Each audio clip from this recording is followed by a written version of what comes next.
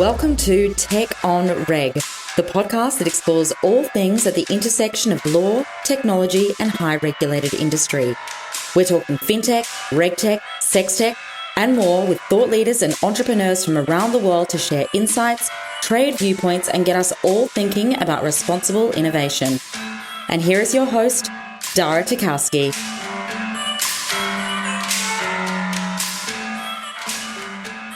Hello, everyone. Welcome to the first 2021 episode of Tech on Reg. Apologies for the brief hiatus, but I think the events of the past several weeks have required some necessary mental respite. But we're back, and I'm pretty excited to start 2021 with an exciting announcement. The past several months, in addition to putting together content for Tech on Reg and the Provoke.fm family, I've also been really hard at work on a new pod course, Think Like a Lawyer, a 15-episode pod course designed to help everyone better understand the legal world in which we all live and provide some actual practical information relevant to major life events where you think to yourself, should I be calling a lawyer? Think Like a Lawyer is available now exclusively on Himalaya Learning.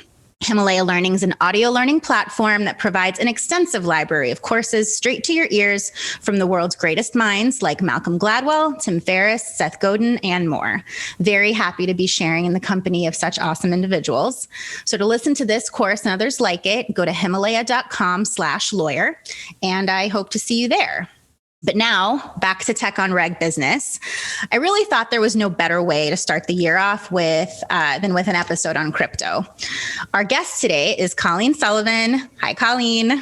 Co-founder and CEO of CMT Digital, a subsidiary of CMT Group, a proprietary trading and investment firm. CMT Digital has been involved in the crypto assets blockchain space since 2013. Welcome to the show, Colleen. Thank you. I'm excited to be here. So before we sort of get into all of the things that we want to talk about that are crypto related, I would love for you to tell our listeners a little bit more about CMT Digital. Great. Yeah. So CMT Digital is a subsidiary of the CMT Group, which was founded 23 years ago. We're a proprietary trading and investments firm.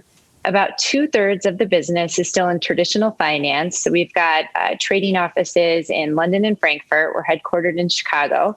We also do quite a bit of traditional venture and private equity investing. The other third is CMT Digital. We got involved in the crypto space about 7 years ago.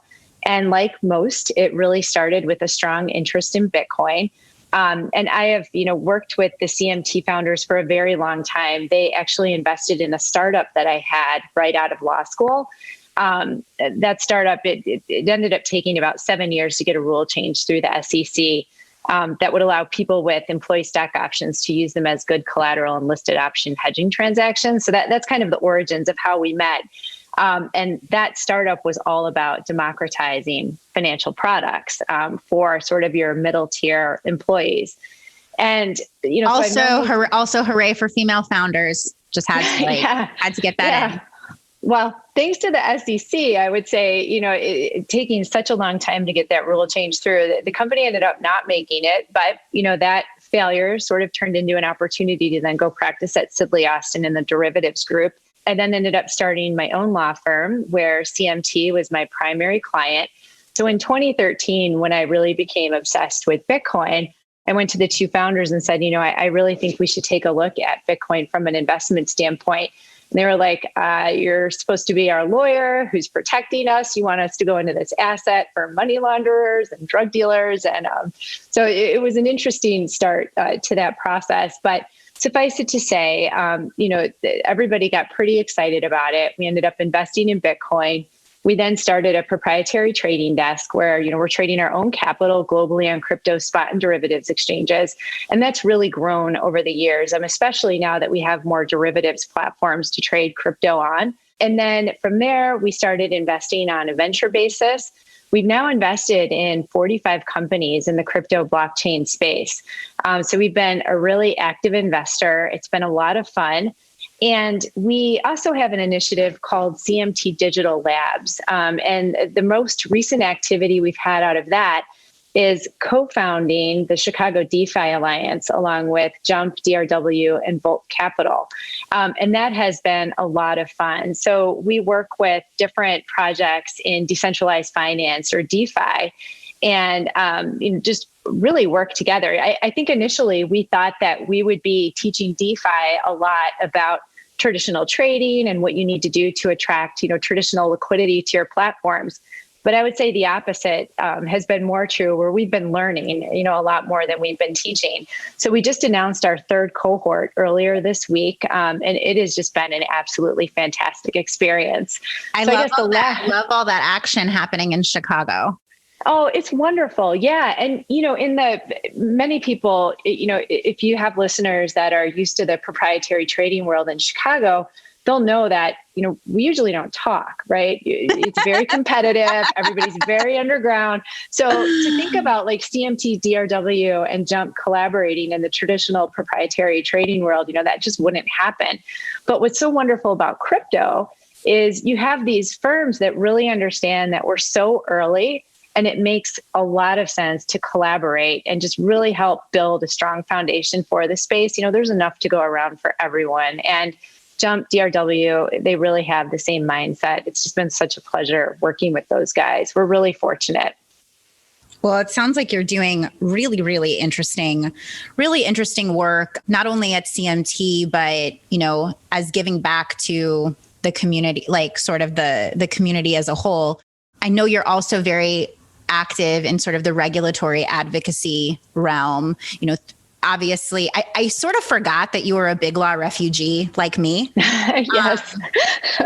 And I always love meeting particularly former female big law refugees. We all sort of made our way out for all sorts of different reasons. But like me, you were always an entrepreneur at heart, obviously. So I think that's fantastic. And we're definitely going to get into, what 2021 has in store for, the crypto market from a regulatory perspective. I'd like, you have such a unique insight given sort of your one, role as an attorney, but two, not only your role within CMT, but also having this, hive of, thought leaders in the industry that, I don't know how much you can say on anyone else's behalf, but I have to imagine that these are all hot topics of conversation amongst the group and the cohorts that you work with as well.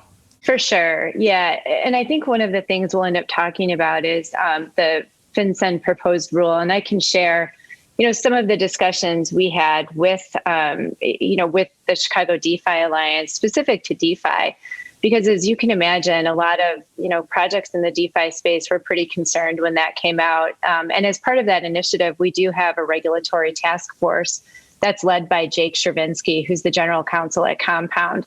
And he's just outstanding. I mean, he's in this, every day. So to have someone like him lead that effort on behalf of the Alliance is just remarkable. All right. So FinCEN rule. Yeah. 2021 is going to look like from a markets and regulatory perspective. But before we jump in, I'd like to set the stage a little bit for my listeners who maybe aren't as sort of up to their eyeballs and, crypto news as the rest of us. I want to rewind to the beginning of 2020. Beginning of 2020, the prospects for Bitcoin and by extension, really cryptocurrency markets generally didn't look all that bright, certainly not as bright as they do today. Both Bitcoin and the crypto markets were trying to shake off a little bit of a prolonged price slump. That we were seeing.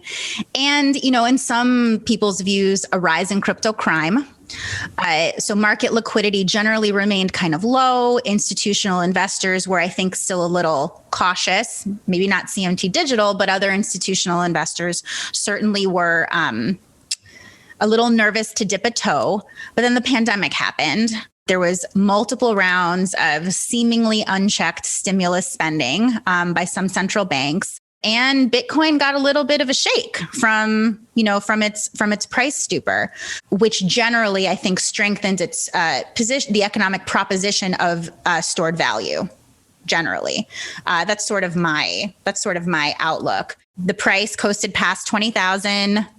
Past its previous record that was set nearly 3 years ago. So we'd been dealing with depressed prices for 3 years.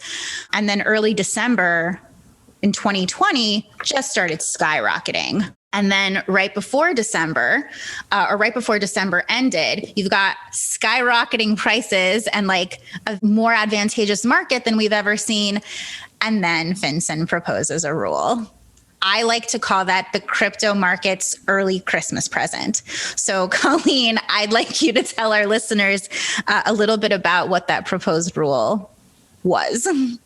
Yeah, no, and thank you for setting the stage, because that's absolutely correct. I mean, the beginning of 2020, we'd been in a bear market for a good couple of years. And, it seemed like that's, where we were going to stay for a little bit longer. And yes, then the pandemic hit. And it's interesting because, Bitcoin, really, I would say that in that March period, when everything was just, there was so much uncertainty, we weren't really sure because, Bitcoin stayed correlated with the stock market in that very initial uncertainty and really just dropped. So you're like, oh boy, Bitcoin isn't really doing what we expected it to do. And then, of course, it just completely changed course. So, for a long time, we've talked about how Bitcoin is a very good, strong, hedge against inflation. And so when you have the situation that we've had throughout 2020, where the government is, essentially just printing money, and you're, devaluing the dollar all along, and then you look over and you have an asset like Bitcoin where that can't happen because it is, stopped at 21 billion Bitcoin. That's all that there will ever be. I think that narrative started to really hit home. And, a big catalyst was when Paul Tudor Jones, announced that he was entering the space. He had a phenomenal letter, where he called Bitcoin the fastest horse. I would highly recommend, listeners to read that. But the minute that happened, what it did was, for the institutions sitting on the sidelines, it sort of made it safe to invest now. Well, if Paul Tudor Jones is going in, I'm not going to get fired for recommending an investment in Bitcoin, right?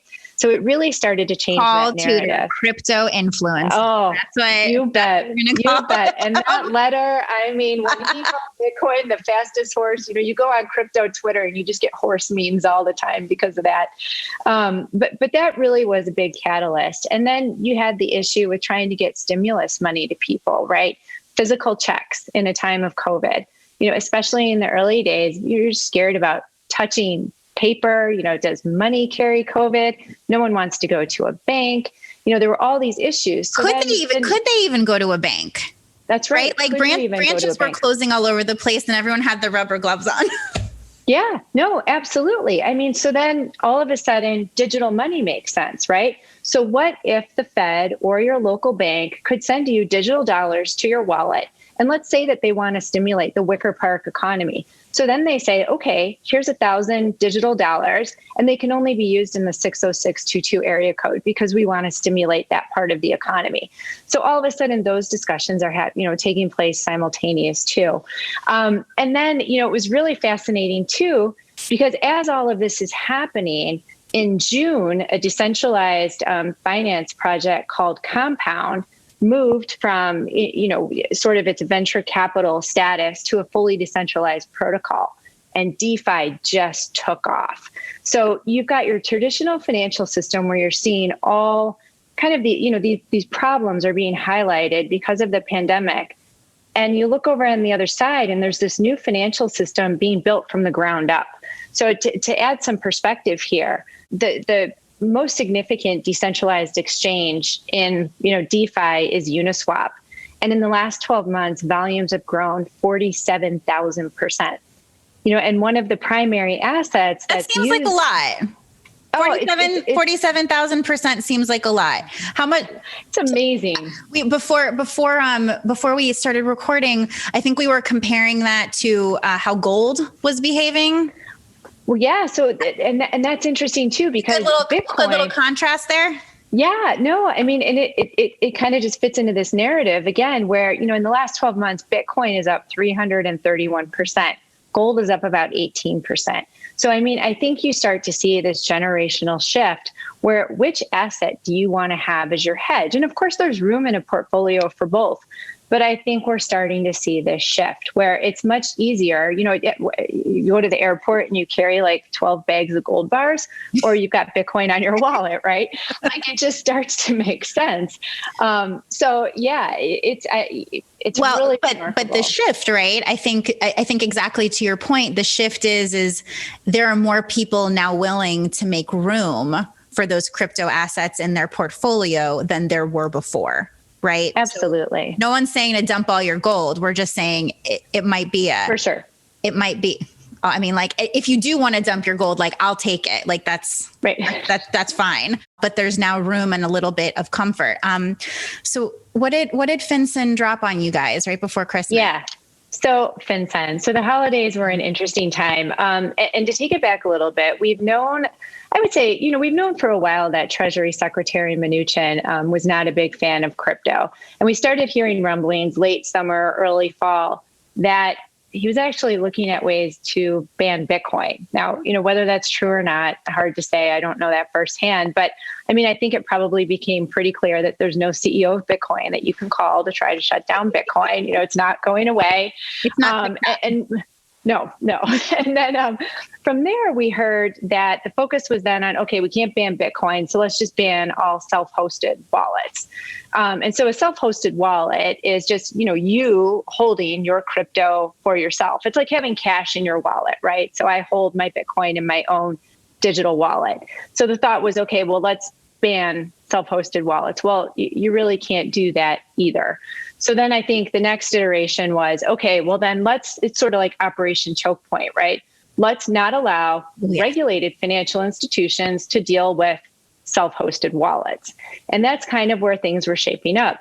And then in early December, before you go on, just for those who don't know, Colleen's reference to Operation Choke Point was an interesting initiative by the federal government to essentially regulate without regulating, where they were basically identifying certain industries that they thought were hotbeds of activity that they didn't like, criminal activity, and as a way to they couldn't do what they wanted directly, so they would work through their financial institutions, their payment processors, and other vendors that did business with them, the entities that they could regulate in order to essentially choke them off from doing business. And it was a highly effective program for a long time. So Colleen's reference there, like this is, it reeked of the same sort of intent. Yeah, totally. And what really became concerning in mid-December is it was our understanding that Treasury Secretary Mnuchin was pushing to have these new requirements come out as an interim final rule. So basically the proposed rule would come out and it would be final immediately. And that was obviously problematic. And there are, a lot of procedural, issues with that. The industry went into full gear, trying to talk to other policymakers, regulators, trying to just stop this and at least get a comment period for the industry rather than having this just be final. It just wouldn't have been practical to comply with. Fortunately, that worked, but only to a certain extent. So the proposed rule comes out Friday, December 18th. And FinCEN, which is a division of the Treasury, which issued the proposed rule, gave the industry 15 days to comment, right? And so if you take into consideration— Merry Christmas, Happy New Year. Oh my goodness, just terrible. So, you take into consideration Christmas, New Year, the holidays, it's 8 business days. And typically you would have 60 to 90 days to comment on a rule of this significance. Months. Yeah, absolutely. So it was really a problem. So just to give clarity, the proposed rule itself applies to banks and MSBs, so money service businesses, which FinCEN oversees. And there's 2 requirements. There's a record keeping requirement that applies to all deposits, withdrawals, transfers, and other transactions involving convertible virtual currency, which we can just kind of say crypto. And then there was a new term that FinCEN put in. They call it LTDA, which is digital assets with legal tender status. And really, we just interpret that to include central bank digital currencies. And so the bank or MSB would need to keep records with respect to transactions over $3,000, including the type of crypto involved, name and address of all counterparties. So just hang on to that for a second. And then the second requirement, so the second requirement is just like the cash CTR reports, where transactions above 10,000 in crypto would need to be reported. So I'm sure everyone is thinking like, oh, that's not a big deal. It's just record keeping and reporting requirements. Why is this concerning? Banks do that, right? Like, yeah, right. It's what's the problem? There's the twist, Colleen. We know there's a twist. I know. Here's the twist. Yeah. So here's the issues, and there are a lot. So, but under the proposed rule, so there's obviously process concerns, right? I mean, we went through that, like 8 business days to comment. It's just not acceptable. And then you get into privacy concerns. So under the proposed rule, the bank or the MSB would need to KYC, AML, its customers' counterparties. So it's going to have to gather personal, identifiable information about these counterparties who are not customers. And this is not similar to how cash is treated. So like if I take out $10,000 from Chase, Chase has no transparency what I then do with that $10,000. There'll be a report that Chase issues because I've triggered that threshold. But, if I go donate to a PAC or I give it to my kid's school, like Chase doesn't know, and the government doesn't know what I'm doing with those dollars necessarily. So through the type of reporting that FinCEN was requiring here, it would basically enable them to build a giant payments surveillance map. And that is, a problem. There's Fourth Amendment issues with this. And the irony, too, is that this new term, which includes, CBDCs, think about all of the very thoughtful discussions that have been going on about privacy in connection with the United States central bank digital currency. Our good friend, Justin Steffen, has an outstanding paper going through all of the privacy considerations that have to be thought of before this, technology is put in place to protect our rights to privacy. So this proposed rule, which is bringing US CBDCs into it, didn't even mention privacy. So, there were some serious Fourth Amendment, issues with this too. So that was tricky. And then, I think for us, one of the really big concerns is the unintended consequences of the proposed rule on the growth and development of decentralized economies, which would include DeFi or creator and social economies. As you saw in our letter, we included an example of a decentralized version of TikTok just to kind of illustrate where this technology is going and the benefits of that and how the proposed rule could dampen that. And I can go into some of the nuance there if that would be helpful.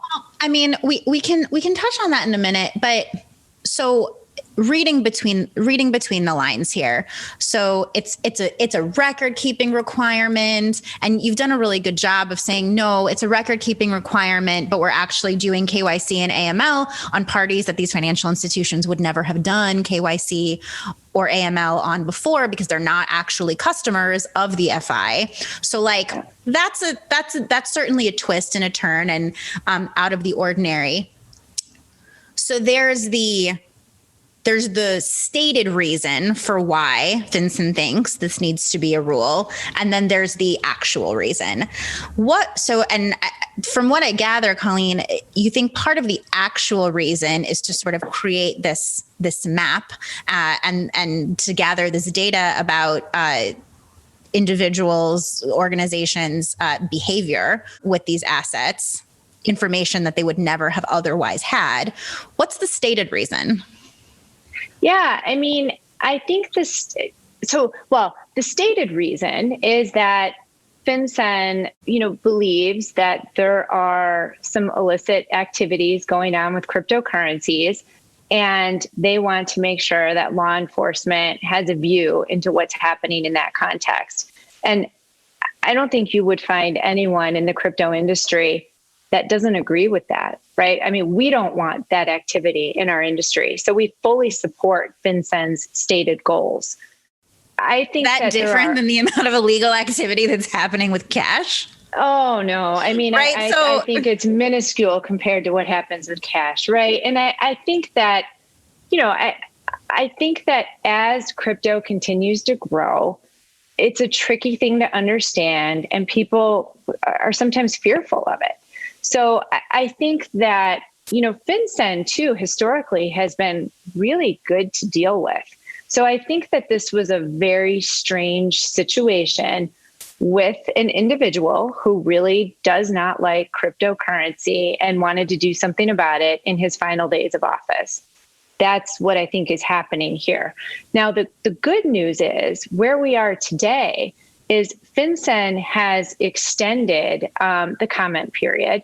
So they've given the industry 15 more days generous. So generous. I know, right? Well, and the good news Thanks, FinCEN. No, and really like our goal was like, let's just get this extended into the Biden administration. And that has happened. So from that context, it feels like a win. And I could be wrong, but I do feel like FinCEN is going to work with us in terms of giving us more time. So, and it's strange. Like I've never, and I'd be curious if you've ever seen this. I've never seen this.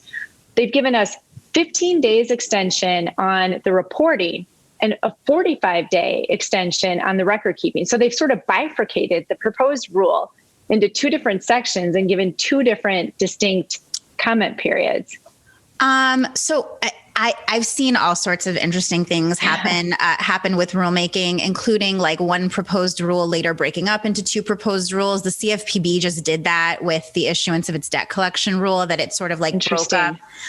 That, unlike your very hastily proposed and commented on and hopefully enacted FinCEN rule, that process was like 7 years long. It was like the worst start and stop ever. But that rule ended up getting broken up into two separate, like part of the release was October and then part of the release. We also got another Christmas present. I think they released that one on like the 20th or something. It was a busy, Okay. It was a busy end of the year in Washington, D.C. Lots of people, similar to, Secretary Mnuchin. I think Director Kraninger was trying to get some stuff out before she was replaced. But, you mentioned the transition to the Biden administration, and I would kick myself if I had you on the show and we didn't talk about what the transition to the Biden administration and some of the new appointments for key regulatory bodies we think would mean and what they signal for what's to come in 2021 from a regulatory perspective for financial services generally, but specifically the crypto markets. So I'm going to start with a big one. We've got a new incoming SEC chair. We got Gary Gensler, an MIT lecturer on blockchain. I don't want to be so bold to say Gary Gensler, friend or foe, but like I'm sort of going to get to it. So we've got Gary Gensler, who is clearly technically competent, highly educated on the technology, under blockchain technology. And he has devoted himself sort of immersively to understanding the space on a variety of different levels, the tech, the policy, the economics. I know he's testified on digital currency policy in Congress. He's taught at MIT. He had lots of views about Facebook's Libra, now called Diem, or whatever project they're calling it these days. But like, he's not exactly a crypto fan, right? Yeah. So let's see. I would say we're going to do, by the way, listeners, we're all going to do this very diplomatically. Colleen and I both have interests that we need to make sure are covered. But there is, Gary's been out in the world speaking pretty publicly about his viewpoints. So no one's throwing shade here. We're just sort of repeating what Google has already archived for us. Exactly. Yeah. So I guess if we have to say, if we think about the SEC in isolation, it's hard to get worse than Jay Clayton. So let's start there. I think that Clayton's position was kind of like, I don't want to take the time to get into the weeds with crypto. I don't want anything bad with crypto happening under my watch. And therefore, I'm just not going to really do anything. Yeah, exactly. So, it was really challenging. So my hope is it's going to be better than, what we're exiting here. And, Gensler is deeply, substantively knowledgeable on crypto, which I think overall should be a good thing. And what we're really curious to see is obviously the crypto community has an ally in Commissioner Peirce. And I think that those two working together could be really interesting. They're two incredibly bright people who really understand the space. So I'm cautiously optimistic. I think a positive, I think we are more likely to see the approval of a Bitcoin ETF.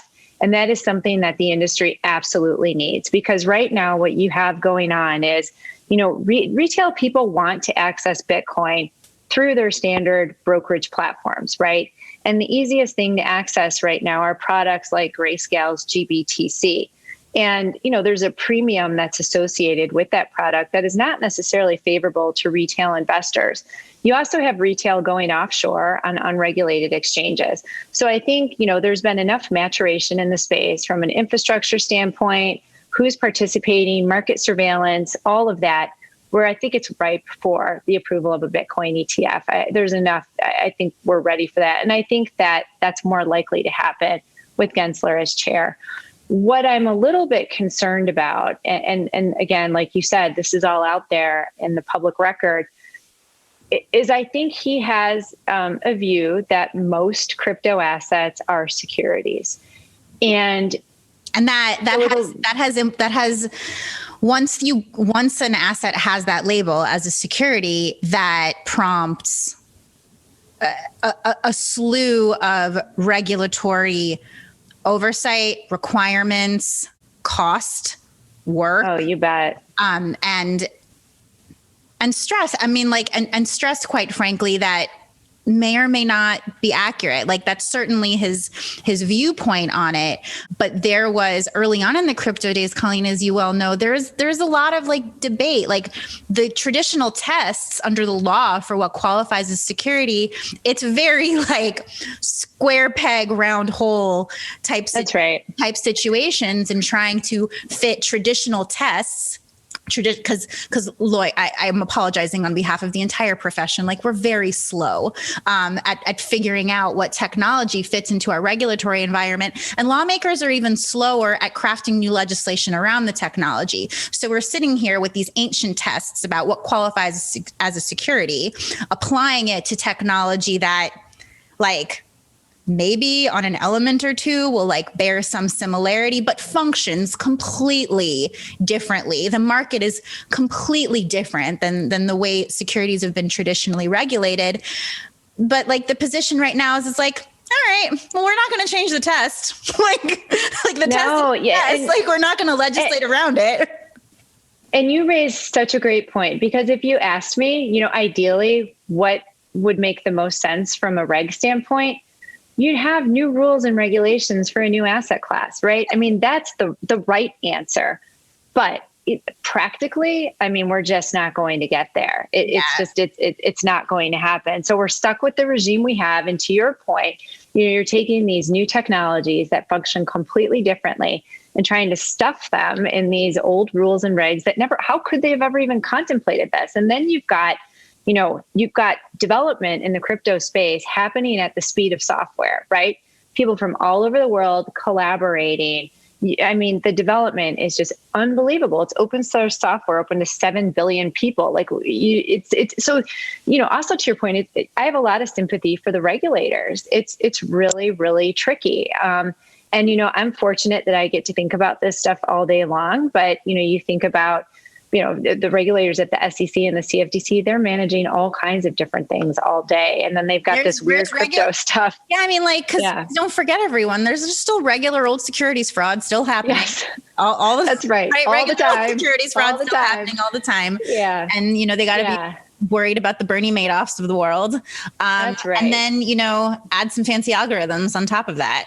And totally. So, I think the challenge for the SEC is really going to be balancing consumer protection, not stifling innovation and seeing it go offshore. Like you and I were talking about before the show, you can't really stuff the crypto genie back in the bottle. And the United States is just one jurisdiction, and this crypto's everywhere. So where there are not clear rules of the road, and I really think that's all entrepreneurs are looking for, give us a roadmap. We don't want to get in trouble. Just tell us how to not get in trouble. And when you don't have that clarity, you go elsewhere to where those rules are clear. And there's just so much potential with this technology for financial inclusion, banking the unbanked. You don't want to stifle it before we even get to the good stuff. We're just on the verge of better scalability solutions, better UIs and UXs. So you don't want to dampen that. And that's my concern. Right. If we're sort of looking at everything as, oh, it must be this, so therefore these things can't happen, I just think you really start to stifle growth here. Now, I don't think you stifle it elsewhere, but you stifle it in the United States. Well, we're close to the end of our time. I think I'd probably want to end on a high note. So guys, this episode isn't airing until I think it's the 26th, but today we're recording on January 20th. So it's the day, I think we're about an hour shy of Vice President Biden's soon inauguration to become President Biden. So let's hope that with a change in our administration and really a transition to, Gary Gensler, Rohit Chopra, like a lot of the new appointments for, agencies within our government, I'm encouraged by the fact that, I love the fact that there is someone with technical competence who's going to be overseeing this. So it's not going to be a question of a regulatory director who is uninformed, which has been has been traditionally a different sort of challenge. And I think as long as, the policy and these assets are guided by real information and real data, if President Biden has, soon to be President Biden has said nothing more than wanting to reach across the line and try to come to some sort of, consensus with industry about how to, repair America going forward, I think so much of the financial technology, crypto assets, fintech in general, have the ability to really help in that endeavor. So here's hoping to, a bright 2021. And certainly, guys, 2021 is going to be an interesting year of listening to Tech on Reg. Our regulatory regime is changing. There's going to be a lot of activity. So please tune in. Colleen, it has been an absolute pleasure. Thank you for joining us to kick off our 2021 season, and we'll see you guys next time. Thanks for having me, Dara.